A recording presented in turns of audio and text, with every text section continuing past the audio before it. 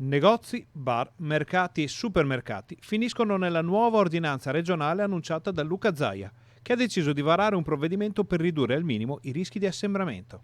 Fondamentalmente l'ordinanza riprende dei principi. Il principio è l'uso della mascherina, gli assembramenti, che sono i principi cardine del DPCM. Il provvedimento conferma l'obbligo di un solo cliente in negozio fino ai 40 metri quadrati. E sopra i 40 metri quadri un cliente ogni 20 metri quadrati di superficie di vendita, non di superficie libera di vendita.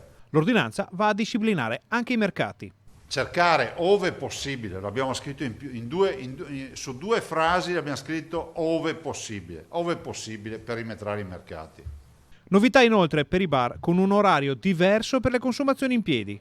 Dalle ore 11 nei bar del mattino, dalle ore 11 non si consuma più in piedi. Quindi si va a bere il caffè al mattino, si legge il giornale, si fanno due chiacchiere, eccetera.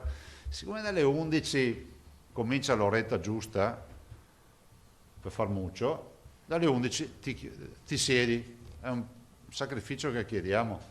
Infine si consiglia, dato che nelle prime ore del mattino il freddo è più pungente, che gli over 65 vadano a fare la spesa nella fascia dalle 10 alle 12.